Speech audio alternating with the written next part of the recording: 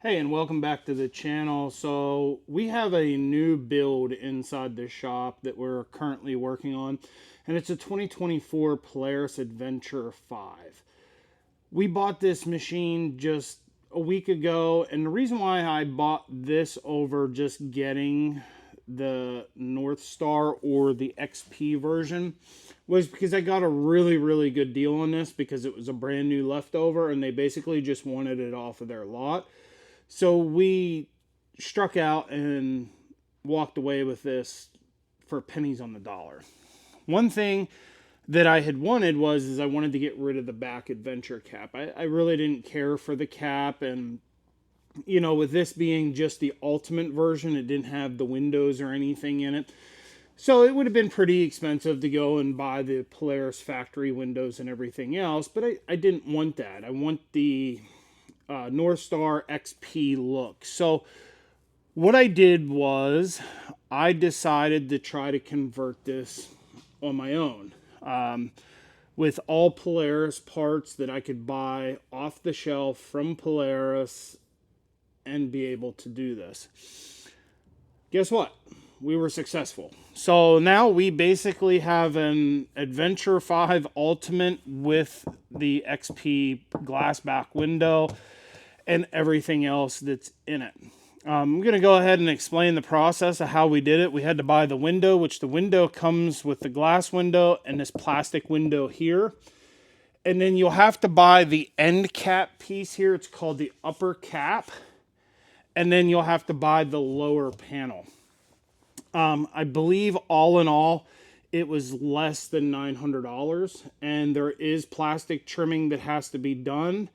But I have a solution on how to seal it up pretty well. So we're going to go over that, and I'm going to go ahead and show you how it looks right now. It's not finished. I'm still waiting on some other materials and stuff to come in to be able to finish it out. And one thing that I did need that Polaris is out of stock on is down here, it doesn't use push pins. It would actually use bolts or screws. And there's a metal bar that goes in here that keeps this rigid. And that's basically, I need to put this bar in yet. But they didn't have any clips in stock. So I have to wait until we can get the clips and the screws for the lower portion of this panel and go from there. But I'm going to go ahead and reposition the camera because I'm just a one-man band here. So I'm going to reposition the camera and just show you kind of what it looks like, and we'll go from there.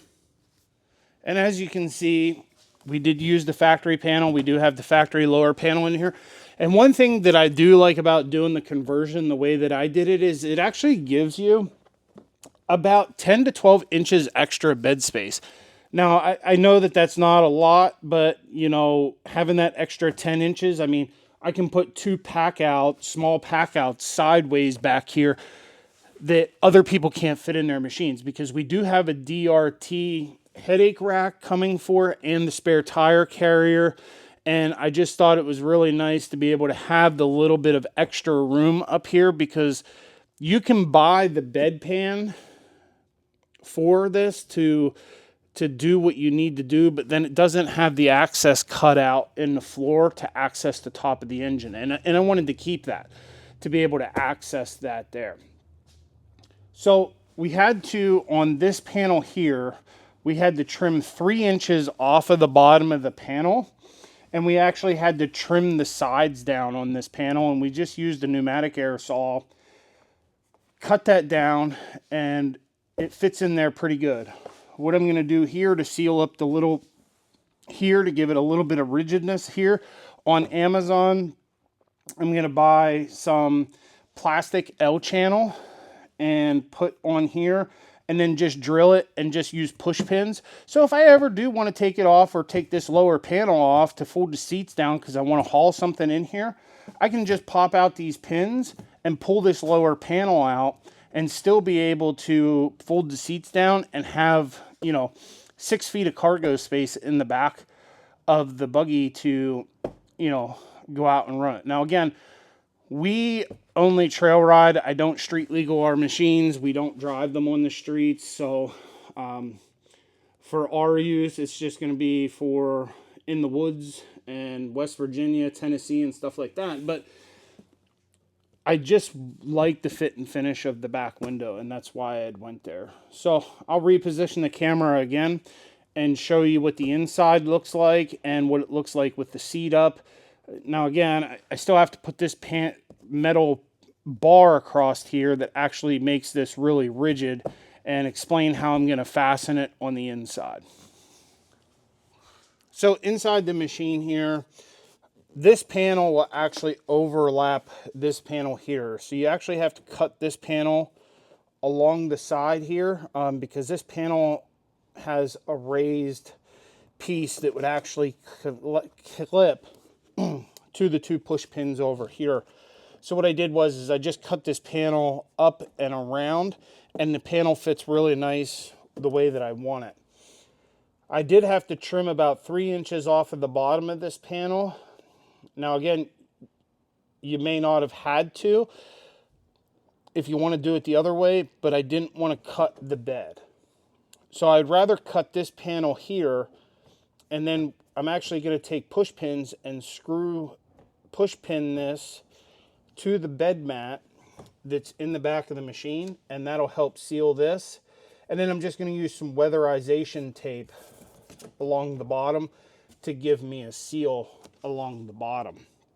But as far as it goes, I mean, it fits really nice once I get the rigid panel, so don't worry about this flexing right now because I got to put that metal panel in here yet. And then I'll show you what it looks like with the seat up. So as you can see with the seat up, it looks just like a regular XP.